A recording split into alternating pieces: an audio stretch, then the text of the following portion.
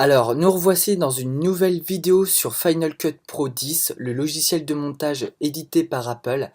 Alors aujourd'hui, je vais plutôt vous montrer comment ralentir et accélérer un rush. Donc ce qu'on va faire, c'est que je vais aller ici dans Importer des médias, voilà. Et là, je vais aller directement sur mon rush et je vais importer la sélection. Et je vais créer donc mon projet comme d'habitude. Là, on va faire, allez, ralenti. Voilà, comme ça, peu importe. euh, Rushing, allez. Rushing, même si ça veut pas forcément dire quelque chose, je fais OK. Et voilà. Et donc là, je vais prendre un bout de mon plan.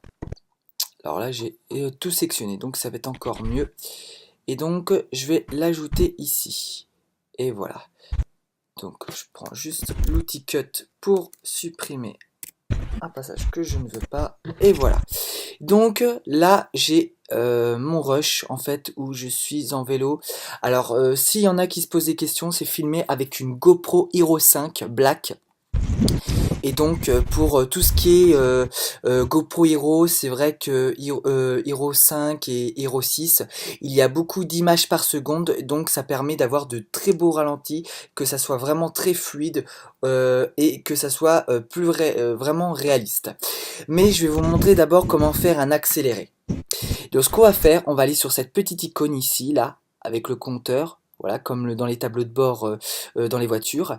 Et donc là, on a accélérer et ralentir. Alors ce qu'on va faire, on va faire accélérer, vu que c'est ce que je voulais vous montrer, et on fait x8. Donc après, voilà, vous avez différentes vitesses, vous avez x2, x4, x8, x20, et donc ça augmente au fur et à mesure. Donc je vais prendre x8, parce que déjà, moi je trouve déjà avec x8, on a déjà vraiment un bel accéléré quand même.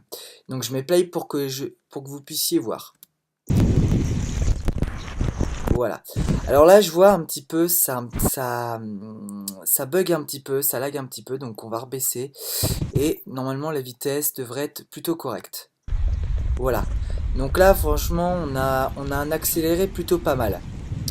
Après voilà, si vous faites un accéléré vraiment, si vous augmentez l'accélération, ça va vraiment faire peut-être bugger votre ordinateur si vous n'avez pas des configurations maximales pour la vidéo. Donc voilà, moi je sais que c'est au maximum, donc j'ai de bonnes configurations et même là ça lag. Donc voilà, du x4 c'est vraiment pas mal et donc ça peut aussi vous permettre d'avoir plus de temps pour votre vidéo, d'avoir un accéléré beaucoup plus long.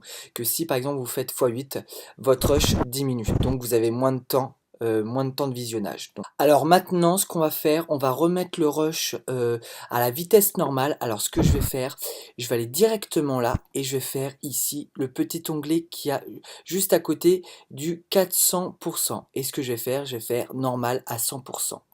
Et voilà. Et donc, mon rush s'est remis à la normale. Donc, là, je l'ai en totalité, donc à vitesse normale. Mais par contre, cette fois, si je veux le ralentir, ce que je fais, je vais ici. Je vais, oui, là ou là, comme vous voulez. Je vais aller là plutôt. Et vous allez faire, vous allez faire par exemple, allez, je vais faire 25%. Allez, de ralenti. Plutôt vous le faire là, plutôt. Ralentir à 25%. Et voilà. Et donc mon rush est mis en orange pour montrer qu'il a changé de vitesse. Et donc là, normalement, quand je fais lecture, voilà, vous avez un ralenti. Mais il se peut par exemple, si vous, moi je sais que bon, j'ai une assez bonne GoPro maintenant, vu qu'elle fait du 120 images par seconde, donc vraiment, voilà, il y a beaucoup d'images. C'est pas comme s'il y avait, c'était du 30, les images sont beaucoup plus, sont moins nombreuses, donc le ralenti est beaucoup plus court. Mais là, vu que j'ai une assez bonne caméra, ça m'allonge mon rush. Mais par contre, il se peut que sur les petites caméras, il y ait moins d'images, comme je viens de vous dire, par exemple 30 images par seconde, et l'image ne peut être, je veux dire, elle est pas forcément, elle pourrait pas ne pas être forcément, je veux dire, l'image ne peut pas être forcément fluide quand il y a peu d'images, et donc ça peut faire des saccadés. Et donc ce qu'on va faire, on va aller encore dans dans ce petit onglet là, pour justement renforcer ce ralenti, vraiment ce ralenti, que ça soit vraiment fluide et qu'il n'y ait pas de saccadé. Et donc ce qu'on va faire, on va aller dans qualité vidéo et on va faire flux optique. Voilà. Et normalement, ça rend votre rush beaucoup plus, on va dire, beaucoup plus fluide encore qu'avant.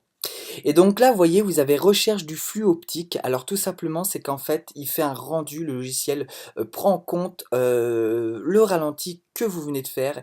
Et en fait, si vous voulez voir la progression du ralenti, en fait, la progression du rendu, et ben vous allez ici, dans ce petit carré-là, avec le rond, et vous cliquez dessus. Et normalement, voilà, vous avez vraiment le transcodage et analyse et le rendu à la fin qui vous permet qui prend en compte le ralenti, voilà, comme si c'est en quelque sorte comme le tracking 3D que vous avez aussi sur After Effects. Voilà. Donc j'attends que mon chargement se termine et on se retrouve tout de suite après. Alors voilà, le chargement de mon rendu est terminé et donc maintenant voilà, je vais faire play et on va voir le ralenti. Voilà, comme ça. Donc si vous faites des rushs comme ça assez courts, ça peut rendre quelque chose de vraiment pas mal. Et donc vous pouvez vraiment, par exemple quelqu'un qui saute d'une piscine ou vraiment filmer des animaux, par exemple un chat, je dis une bêtise, ou un ballon de foot, des trucs comme ça. Et ben ça peut vraiment vous faire des très beaux ralentis. Mais après voilà, ce qui compte pour faire des beaux ralentis, c'est vraiment votre appareil, combien d'images par seconde il peut filmer. Et plus il y en aura, et plus ça vous fera des très beaux ralentis. Et donc la fluidité de votre image sera vraiment d'autant plus réaliste et d'autant plus belle. Voilà. En tout cas, cette vidéo est terminée. Si cette vidéo t'a plu, n'hésite pas à lâcher un pouce bleu et à t'abonner à ma chaîne. Et surtout, n'oublie pas, sois créatif.